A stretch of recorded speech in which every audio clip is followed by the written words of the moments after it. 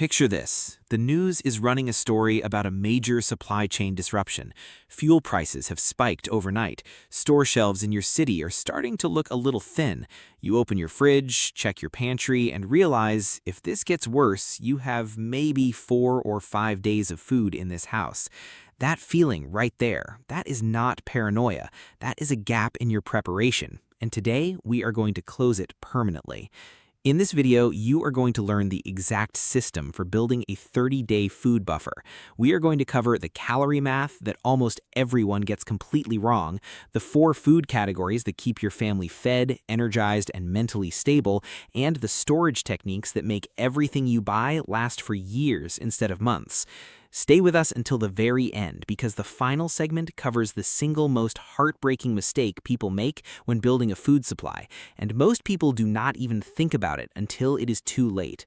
Welcome to Food Decider, the channel dedicated to helping you eat smarter, plan better, and stress less no matter what the world throws at you. If that is what you are here for, do us a favor and hit the like button and subscribe. It genuinely helps us keep making content like this. Now, let us get into it. Here is the uncomfortable truth that nobody in the prepping space talks about clearly enough. Most people who think they have an emergency food supply do not actually have one. They have a collection of random canned goods that would last them maybe a week, possibly less, and they have absolutely no idea because they have never done the math. This is the most common mistake people make when they first start thinking about food security. They walk into a grocery store, feel a little anxious about the news cycle, and start throwing things into the cart. A few cans of this, a bag of that, a couple of extra boxes of cereal. They get home, stack it on a shelf, and feel a quiet sense of relief. Problem solved, right? Not even close. The issue is that our brains are very bad at estimating the caloric value of food just by looking at it. You might look at 10 cans of baked beans and genuinely believe you have a serious stockpile, but run the numbers and those 10 cans might cover a single adult for 3 or 4 days at best. That's not a 30-day buffer. That is a long weekend. So the very first mental shift you need to make, and this is the foundation that everything else is built on, is to stop counting cans and start counting calories. Calories are the only unit of measurement that actually tells you how long your food supply will sustain a human being. Everything else is just an educated guess. Let's break down exactly what you need. The average adult requires somewhere between 2,000 and 2,500 calories per day to maintain their body weight and energy levels. That's under normal circumstances. If stress is high or people are physically active, that number can climb even higher. So for simplicity, let's work with 2,000 calories per day as our baseline. For one person to have a genuine 30-day food buffer, you need 60,000 calories sitting on your shelf. That's not a typo. 60,000 calories for a single adult for 1 month. Now, scale that up to a family of 4, and you are looking at approximately 240,000 calories. That's the real number, and until you start thinking in those terms, you're just guessing. Now, to give you a sense of what that actually looks like in real food, consider this. A standard 1 kilogram bag of white rice, the kind you can buy at any grocery store for very little money, contains roughly 3,500 calories. That's less than 2 full days of food for one person. A 500-gram bag of pasta contains around 1,750 calories. That does not even cover a single full day for an active adult. This is not meant to discourage you. It's meant to give you a clear picture of what you're actually working with so that you can shop strategically and build something real. Once you understand these numbers, the whole process becomes logical and manageable. You stop being overwhelmed and you start making progress. Now that you understand the math, let's talk about what you actually buy. Building a real 30-day pantry is not about buying the most food you can cram onto a shelf. It's about buying the right categories of food in the right balance. There are 4 categories that every solid food buffer should include, and each one serves a distinct purpose. The first category is your core staples. These are the foods that form the caloric backbone of your entire supply. They're the cheapest calories you can buy, they store incredibly well, and they're versatile enough to be the base of dozens of different meals. You want to build the majority of your buffer around these items. White rice is at the top of the list for good reason. It's arguably the single best survival food available to the average person. It's cheap, widely available, and when stored properly, it can last for decades. There is virtually no cuisine in the world that does not incorporate rice in some form, which means it pairs with almost anything else you have on the shelf. Pasta is your second major staple. It's familiar, filling, and comforting, which matters more than people realize when things get stressful. Pasta has a long shelf life straight out of the box, and in a difficult situation, being able to put a bowl of something warm and familiar in front of your family is genuinely valuable. Rolled oats round out your core staples, and they are an absolute powerhouse. For breakfast and sustained energy, oats are hard to beat. They're calorie-dense, high in fiber, easy to prepare, and they cost very little per serving. If you're building a budget-conscious buffer, oats should be near the top of your shopping list every single time. The second category is protein, and this is where many beginner pantries fall apart. It is very easy to stock up on carbohydrates and feel like you have done the job, but if you are eating plain rice and pasta for weeks with no meaningful protein, you are going to feel it. Your energy will drop, your hunger will spike constantly, and mentally you will be in a much darker place than you need to be. Canned proteins are your best friend here. Canned tuna is one of the highest value items you can stock, cheap, protein-dense, and versatile. Canned chicken works in a similar way. Beyond animal proteins, do not underestimate the power of legumes. Canned beans, lentils, and chickpeas are absolutely loaded with protein and fiber. They are affordable, and they dramatically extend the variety of meals you can prepare. For something more substantial, shelf-stable meats like Spam have a place in any serious pantry. There is also one protein source that almost nobody thinks to include in an emergency supply, and that is protein powder. A large tub of protein powder takes up a very small amount of shelf space, has a long shelf life, and in a situation where you are stretching your food supply, a protein shake can keep hunger at bay for hours. It is an extremely space-efficient way to add meaningful nutrition to your buffer.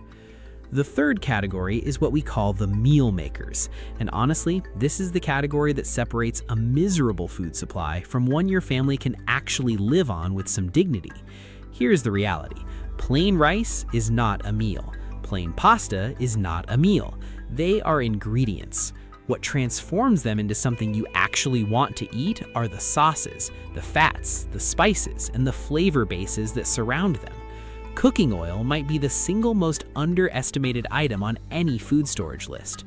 Oil is the most calorie-dense food you can store, and just 1 tablespoon added to a meal contributes an additional 100 calories.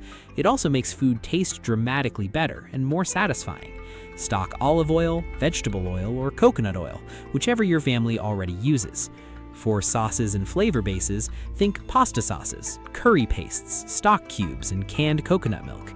These items take up very little space, but they completely change the character of a meal. A pot of rice with coconut milk and a curry paste is a genuinely satisfying dish. Without those additions, it is just rice.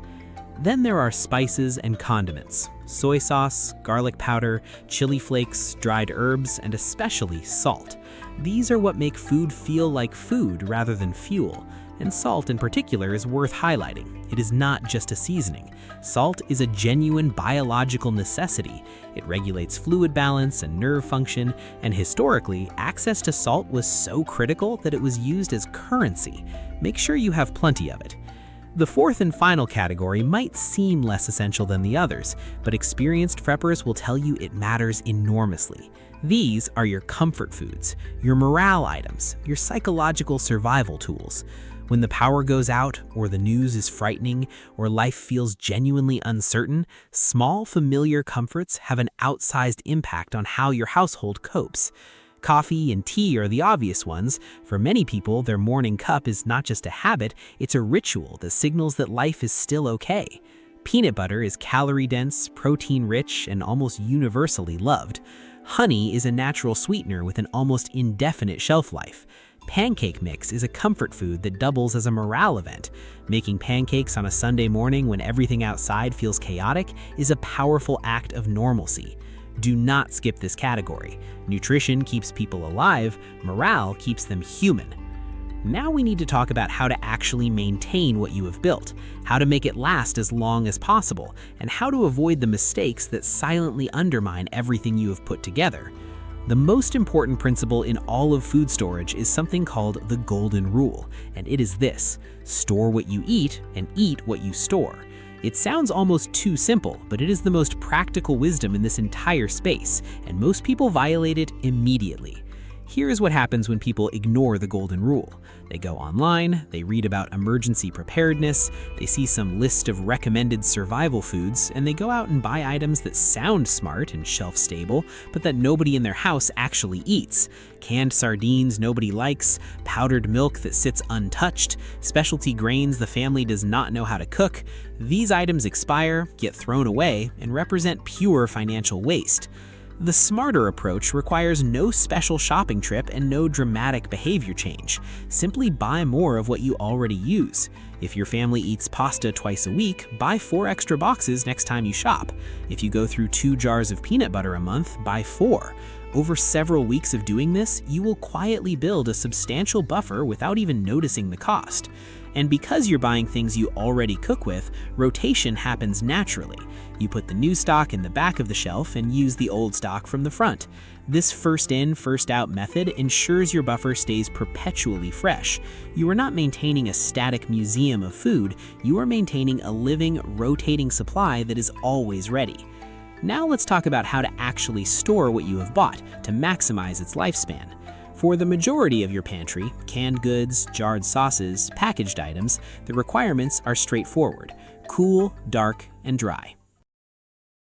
A standard kitchen pantry maintained at room temperature is perfectly adequate for most canned goods, which typically carry a shelf life of 1 to 2 years or longer. If you want to go further with your dry staples, your rice, your pasta, your oats, you can dramatically extend their lifespan using a method called Mylar bag storage. This is the technique that takes food from lasting a couple of years to lasting a decade or more, and it is not complicated. Mylar bags are thick, metallic bags that block light and create an airtight seal around your food. You pair them with oxygen absorbers, small packets that chemically remove the oxygen from inside the bag once it is sealed. Why does this matter? Because oxygen is the primary driver of food degradation. It feeds bacteria, it allows insect larvae to hatch and grow, and it causes fats to go rancid. Remove the oxygen, and you eliminate most of the mechanisms that cause food to spoil. The process is simple. Fill the Mylar bag with your dry food, drop in 1 or 2 oxygen absorbers depending on the bag size, push out as much residual air as you can, and then seal the top of the bag shut using a hair straightener or a clothes iron. Once sealed, place the bag inside a food-grade plastic bucket with a solid lid. The bucket adds a second layer of physical protection, specifically against rodents, which are perfectly capable of chewing through Mylar if they smell something worth pursuing. With this method, white rice stored properly can remain edible for 25 years or more. Rolled oats can last 20 to 30 years. Pasta can remain good for well over a decade. You are not just building a 1-month buffer at that point, you are building long-term food security that requires virtually no maintenance. And now we arrive at the final point, the one we promised at the beginning of this video. The mistake that is genuinely heartbreaking, and that is forgetting your pets. This is something that almost never comes up in food storage conversations, and yet it is one of the most painful oversights a family can make. Think about it this way. If a supply chain disruption is severe enough that you cannot buy your own groceries, it is also severe enough that you cannot buy pet food. The shelves that run out first in any crisis are not the shelves in the middle of the store. They are the shelves on the edges. The pet food aisle will be empty. If you have not prepared for this, you will find yourself in an incredibly difficult position. You will be choosing between giving your dog or cat food from your carefully built human supply, which stretches it dangerously thin, or watching your animal go without. Neither of those is a position you want to be in. The solution is simple, and it costs very little if you start now. Figure out exactly how much your pet eats in a single day. Multiply that by 30. Buy that amount of dry kibble or wet food and store it separately from your human supply. Dry kibble stores well in a cool, dry location for extended periods. This is a straightforward calculation that requires one shopping trip and a small corner of your storage space. Your animals trust you completely. They have no ability to plan, advocate for themselves, or understand why they are hungry.